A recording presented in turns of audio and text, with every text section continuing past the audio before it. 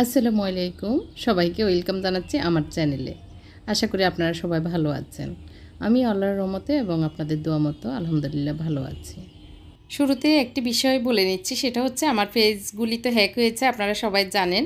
তো এখন আমি যে নতুন পেজগুলি খুলেছি সেটা হচ্ছে রিগালিয়া গার্ব অ্যান্ড হরেক রকম প্রোডাক্ট নামে একটি পেজ, আর যেটা হচ্ছে ইউটিউব চ্যানেলের নামে রুমিস ফ্যাশনেবল হাউস নামে আরেকটি পেজ। এই দুইটা পেজ আপনারা লাইক ফলো দিয়ে রাখবেন, এই অনুরোধ জানাচ্ছি আপনাদের সবাইকে। আর স্ক্রিনে আমি ছবিগুলো লোগো সহ দিয়ে দিচ্ছি, ডেসক্রিপশনে লিঙ্কগুলি পাবেন।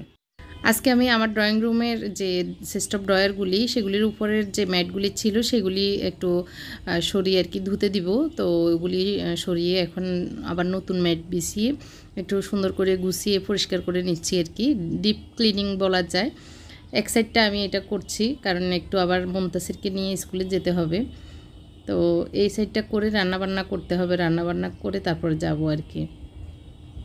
পুরো ঘরটা গুছিয়ে আমি বিছানাপত্রগুলো ঝাড়া দিয়ে নিয়েছি। মদিনা আসলে ও ঘরটা মুছবে, ঝাড়ু দিবে, এর জন্য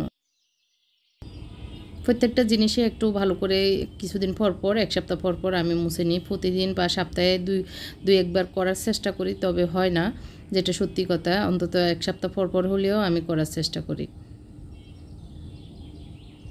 মাঝে মধ্যে আমি মদিনাকে দিয়েও মুছাই, কারণ হচ্ছে যেই দিন মদিনার কাজটা কম থাকে তো ওকে বলি যে তুমি একটু ইয়েগুলি ফার্নিচারগুলি মুছে দাও, তো ও মুছে দেয় মাঝে মধ্যে। তো এই সেটটা আমি যে ম্যাটটা পিছিয়েছি এটা হচ্ছে একটা পাতলা গায়ের শল আর কি। তো সেটাকে আমি 2 ভাগ করে কেটে এখন এই ম্যাট বানিয়ে রেখেছিলাম। এটা একটা আমি মানি প্ল্যান্ট দিই এই ইয়েটাতে, শোপিসটাতে আর কি। তো মানি প্ল্যান্টের যে একটা বড় আগা দেখা যাচ্ছে সেটা থেকে আমি কেটে এখন এখানে দিয়ে দিচ্ছি। এটা ভালোই লাগে, চিকন একটা শোপিস।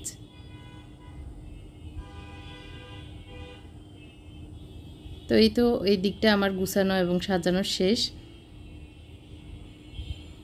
কিছুদিন পর পর একটু ওলট পালট করে এটা সেটা একটু চেঞ্জ করে দিলে ভালোই লাগে দেখতে।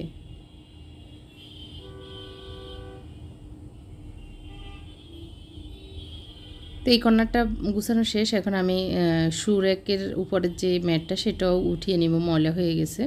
সেটা উঠিয়ে সবগুলো মুছে তারপরে যেগুলি এখানে রাখা দরকার নাই সেগুলি নিয়ে নিব। রমজানের 2-3টা জিনিস এখনও রয়ে গেছে, সেগুলি ঢুকিয়ে ফেলবো। সময় সুযোগের অভাবে করতে পারতেছি না, এই আর কি। তো প্রত্যেকটা জিনিসই আমি মুছে নিচ্ছি। প্রথম মুছে সুপার করে রাখতেছি, আবার উঠার সময় এগুলি আবার ঠিকঠাক করে উঠিয়ে রেখে দিব। এখানে কয়েকটা জিনিসই আমার হাতে করা, রিসাইকেল বলা যায়, হাতে করা শোপিস আর কি। একটু হালকা রুমালকে ভিজিয়ে নিয়েছি, নিয়ে এখন ভালো করে মুছে নিচ্ছি। তো শোপিসগুলো 2 দিন আগেও মোছা হয়েছে, এই জন্য অনেক বেশি যে ধুলোবালি পড়ে আছে তা না। জাস্ট ম্যাটগুলি উঠানোর জন্যই আমি এই জিনিসগুলো সরিয়ে একটু ম্যাটটা উঠিয়ে নিচ্ছি। প্রচণ্ড এই গরমে আসলে এই কাজগুলি করতে আরও বেশি গরম লাগে।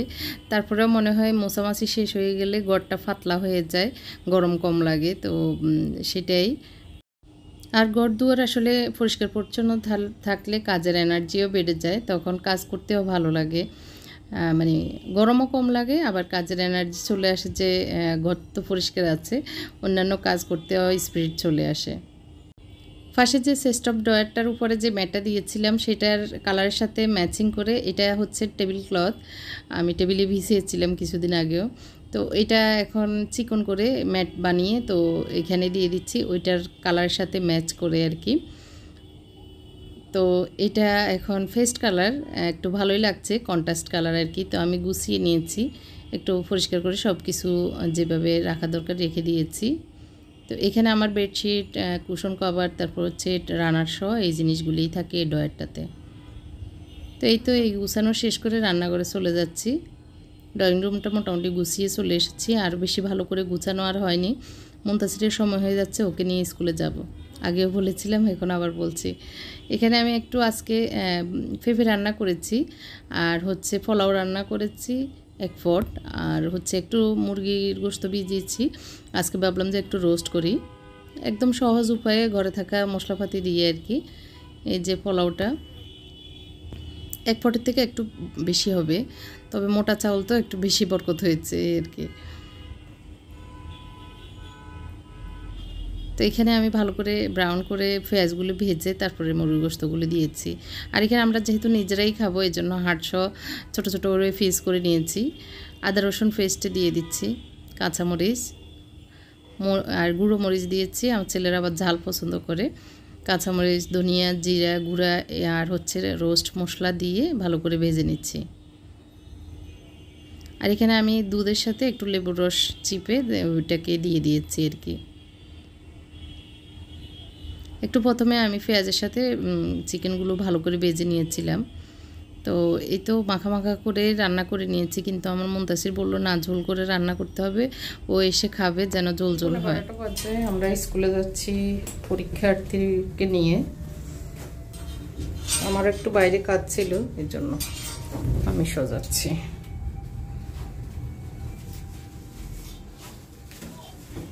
তো তিলপাপাটা কাপড়ের মার্কেটে যাব, 2টা মেসকির কাপড় কিনবো এর জন্য। তো এখানে এসে দেখি কাশ্মীরি প্রিন্টের এই মানে কাপড়গুলি ভালোই লেগেছে, একদম সফট কোয়ালিটির।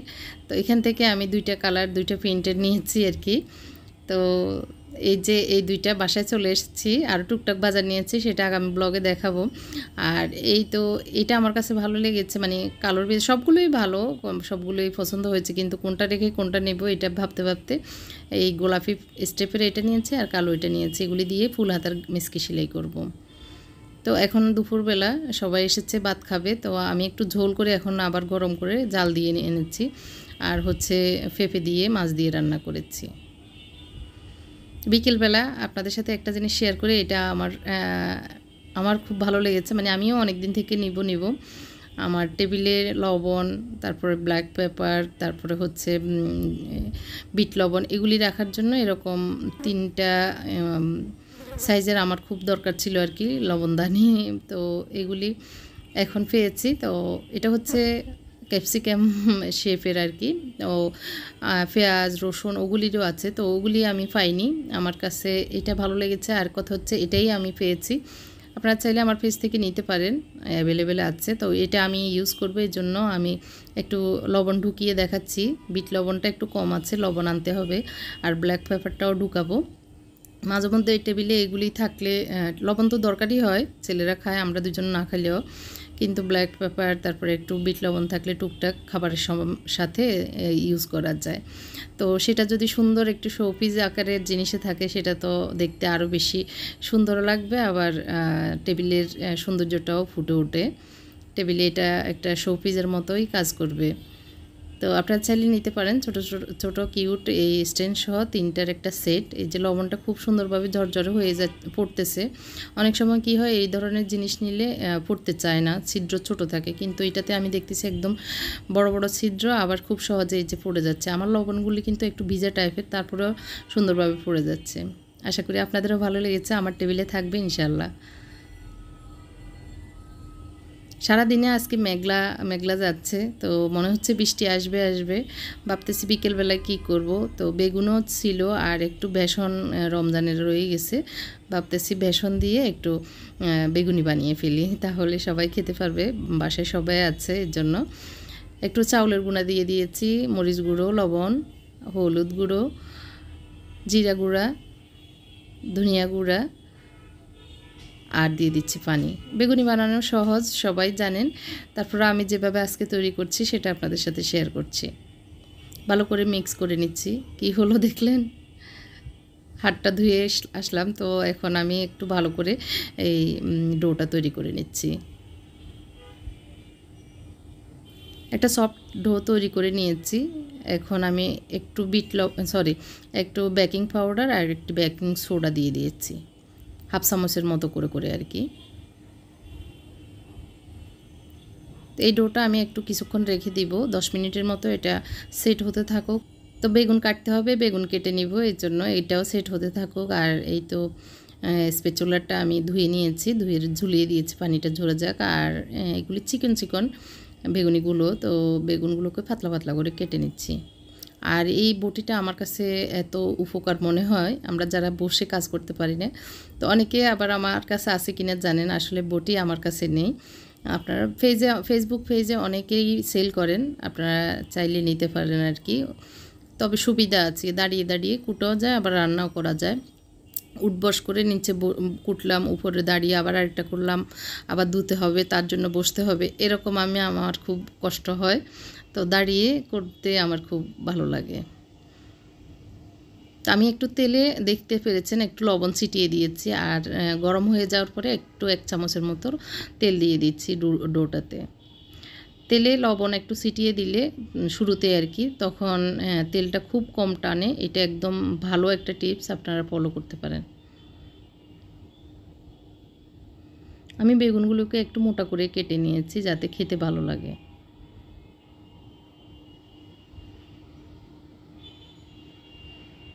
তো আমি পটপট হাত দিয়ে দিচ্ছি, আর সুন্দরভাবে এগুলি আগুন বেশিও না আবার একদম কমও না, খুব মসমসে হয়ে যায়।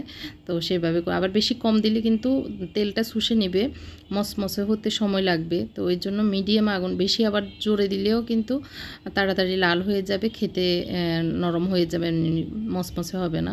তো সেক্ষেত্রেও খেয়াল রাখতে হবে। মিডিয়াম আগুনে আমি বেগুনগুলো ভেজে নিচ্ছি, আর খুব সুন্দরভাবে দেখতে পাচ্ছেন ফুলে যাচ্ছে, আর সুন্দর মসমসে হচ্ছে আর কি।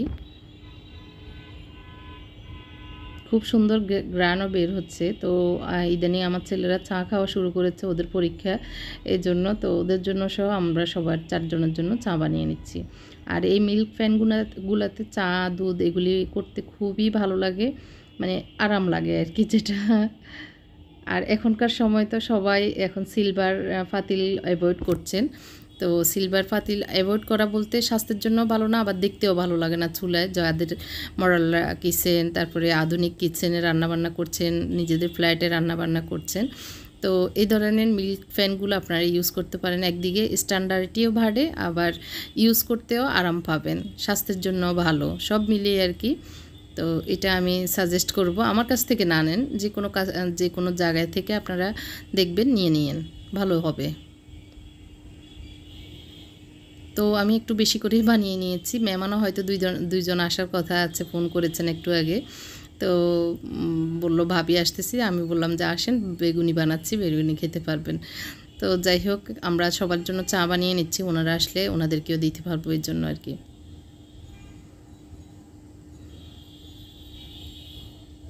তো আমি চা খাবো না এখন, ওদেরকে দিয়ে দিচ্ছি, মুনতাসির, মুত্তাকি আর ওর আব্বুকে।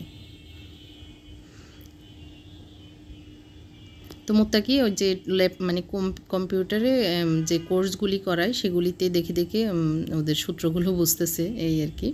পাউরুটি এনেছিলেন, তো পাউরুটি একটু ঢুকিয়ে নিচ্ছি বক্সে। আর রান্নাঘরে ঢুকলে যে কি গরম, মানে পুরো জামা কাপড় ঘামে ভিজে যায়। তো আমি বারবার মানে জামা চেঞ্জ করে ফেলি, আমার কেন যেন গা খিরখির করে, মানে ঘাম থাকলে। তো এটা অসহ্য, এই জন্য জামাও চেঞ্জ করে নিয়েছি। আর একদম গরম এই পাউরুটিগুলি খেতে খুবই টেস্ট। এই নতুন, মানে এটা একটা নতুন বেকারি হয়েছে, তো এখান থেকে আনে। কিছুক্ষণ আগে এই আমগুলি এসেছে, আমার এক ভিউয়ার্স আপু, উনি অনেক বড় মনের, বড় মাপের মানুষ। তো ধানমন্ডি থেকে পাঠিয়েছেন। তো আমার যে ডেলিভারি ম্যানটা ও নিয়ে এসেছিল, উনি কিছু অর্ডার দিয়েছেন, তো ওগুলি অর্ডার মানে ডেলিভারি দিতে গিয়ে উনি আবার এগুলি আমার জন্য ডেলিভারি দিয়েছেন। তো আমার ডেলিভারি ম্যানকেও আমি এখান থেকে মানে কিছু আম দিয়েছি, কষ্ট করে এনেছে, এর জন্য, না হয় আরও অনেক ছিল। তো আলহামদুলিল্লাহ, আপুকে অসংখ্য অসংখ্য ধন্যবাদ। উনি আমার কথা মনে করে ওনার গ্রামের বাড়ির ফরমাইল মুক্ত একদম ফ্রেশ আম পাঠিয়েছেন। শুকরিয়া আপুকে। তো আপনাদের মাছ থেকে এরকম ভালোবাসা পাবো আসলে আশা করিনি। আল্লাহ শুকরিয়া, আপনারা যে এত মহব্বত আমাকে করেন, তো সেটারই একটু প্রমাণ। উনি ফ্রিজের আর কি, এই জন্য একটু ভিজে ভিজে, উনি আসলে চিন্তাও করতেছিলেন যে আসলে নষ্ট হয়ে যাচ্ছে কিনা।